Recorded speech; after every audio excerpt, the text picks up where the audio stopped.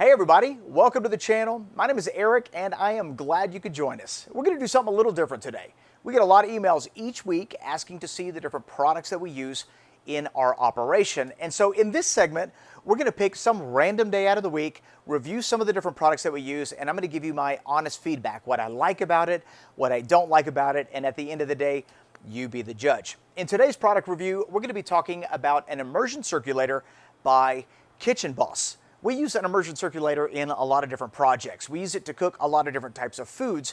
And truth be told, there's just certain things we couldn't do without a good immersion circulator. So we're going to take this one out of the box, run it through a couple of different tests, show you how it works. And at the end of this video, we're going to cook a 60-day dry-aged Wagyu steak just to see how it turns out. Let's see what it looks like out of the box. The model of this sous vide is the G322, and as soon as we open up the box, first thing we see is a nice little carrying pouch, which comes in handy to put your sous vide machine and some of the accessories away so that they don't get damaged. Next, it looks like a bag of various size vacuum seal bags is included. My guess is they sell vacuum seal bags as well, and they're giving us a little sample so that you can get a taste of their product. Finally, we have an instruction manual, easy to read, I might add, that has various languages: Italian, French, German, Spanish, English. So let's go ahead and take this top little foam off. And as far as the unit goes, it looks pretty simple. It looks like we have a plastic mount. This is going to be what's going to mount to the side of your bin or your basin or your pot. And then we actually have the sous vide machine itself. And first impressions, this is actually quite heavy. Half of the machine is solid stainless steel construction, and with a quick counterclockwise turn, that piece comes right off and we can access the heating element as well as the fan, which makes for easy cleaning. What I do find interesting is that the fan blades are actually angled at about 135 degrees, which should help move the water around more efficiently. So let's put it together, get it in a bucket of water, and look at the presets.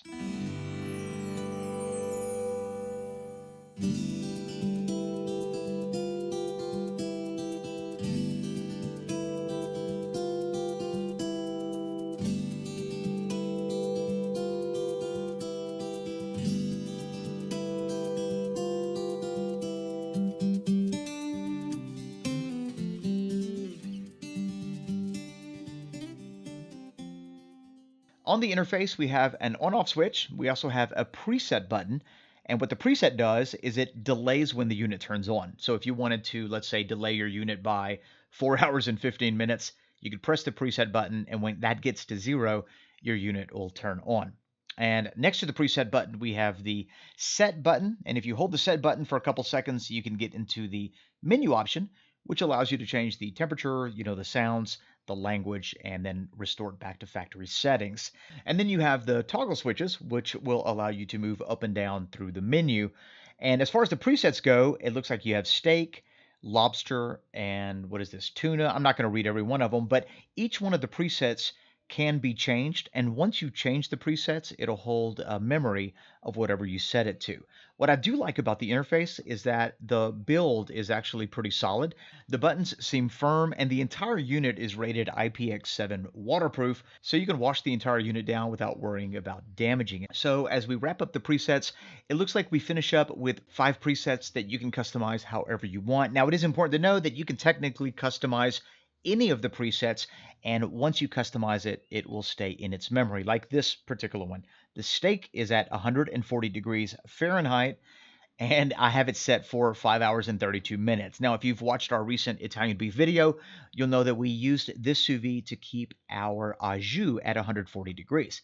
So I'm going to bring that down to 135 by clicking the set button and then the toggle switches up and down till I get to 135.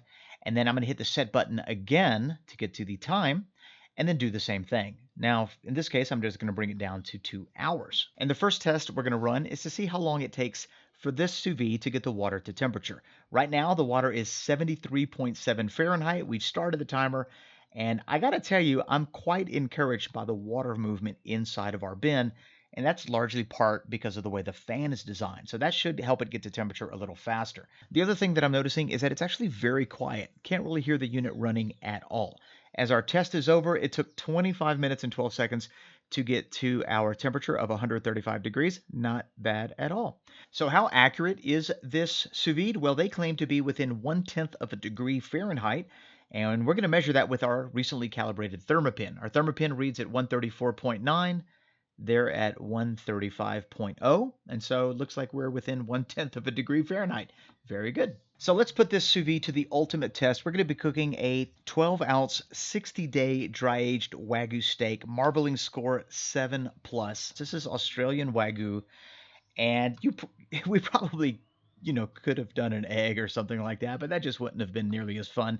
We're going to take this steak and put it in one of their vacuum seal bags, and their vacuum seal bags are actually pretty high quality. Perfect size for a single steak. We're just going to go ahead and vacuum seal that right quick. And there's one thing to know when it comes to sous videing steak, especially if you're going to finish it by doing a reverse sear. That reverse sear method is going to increase the temperature of your steak by several degrees. So if we want our finishing temperature to be about 130 F, then we're going to set our sous vide for 122, and those final 8 degrees are going to come after we do the reverse sear and we let it rest for about 5 minutes. As soon as our unit hits its temperature, the timer starts. We're going to go ahead and add our meat. Once it's done cooking, an hour and a half later, we're going to pat it dry, season it, put a little olive oil on it, and then go ahead and finish it off by doing a reverse sear with a 5-minute rest.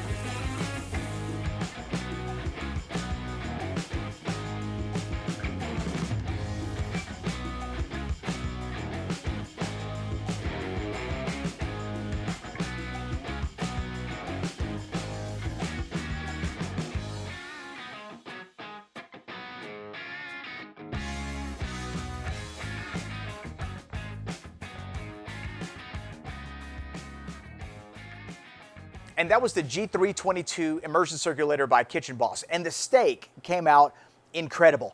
Out of the water, 122 degrees. Seared for about 45 seconds on each side, rested for 5 minutes. That temperature rose up to about 132. It was tender, unctuous, juicy, delicious, amazing. So as far as the sous vide is concerned, it cooked it beautifully. There were a lot of things that I liked about this immersion circulator, and one particular thing that I didn't like so much. So let's talk about that first. The thing I didn't like about it was the fact that you couldn't calibrate it through the settings options. Now, that may not be that big of a deal for most of you, but for me personally, I like to have the option to calibrate if I need to. With this unit, that's not a possibility. The other thing that I did notice, which isn't that big of a deal for me, was that the interface was not Wi-Fi compatible. I didn't find that to be a problem because it was easy to program, easy to go through the settings, set the temperature and the time and all that stuff. So like I said, that's not that big of a deal for me. Some of the things that I really liked about this unit was the power. 1100 watts of power means that you can heat up more water faster and it'll maintain its temperature more efficiently. Today we used 10 liters of water, but this unit is rated for up to 15 liters of water, which is just under 4 gallons. Couple that with the design of the fan, that 135-degree angle, the water circulation was incredibly effective. I noticed that the water temperature in our bin was consistent throughout the entire cook. And what that means for you is that you can place more bags of food inside your bin and they'll cook evenly, which is incredibly important. The other thing that I liked was the construction. It seemed well built. With the top half being waterproof, you can literally run it under your faucet in case you have to clean it, and the bottom half being stainless steel, you could take it apart easily, put it back together if you need to clean that as well, which you'll have to do from time to time. I didn't feel like I needed to be gentle with this particular piece of equipment. The unit itself, like we said earlier, was easy to program. It was easy to navigate through the settings, and above everything else, the unit was precise. We were within 1/10 of a degree, if not, we were dead on through the entire cooks and the different experiments that we ran. So overall, I like this unit. Now, with all that being said, it is important to note that this is not a commercial unit. It's about a mid-range residential unit. So if you do small get-togethers, small families, if you like precision cooking, and you're not trying to heat up, an enormous bin of water, this might be something to consider. Now, I did reach out to this company to tell them that I was going to be reviewing their product on my channel. And I asked them whether or not they would consider offering a discount code for our subscribers. And they agreed. And the discount code is actually quite substantial. So if you're looking to get into sous vide cooking, or if you want more information on the KitchenBoss G322, check out the description box below. There's a link to their page, as well as a discount code that you can apply in the event that you want to purchase one. And I think that about wraps it up. So thanks for watching. If you have any questions about this review, leave them in the comment section below. And if you're new to our channel, we'd like to say welcome. Don't forget to hit that subscribe button and that notification bell to get notified of all of our future uploads. If you found any portion of this video helpful, a thumbs up would be nice. We post new videos each week.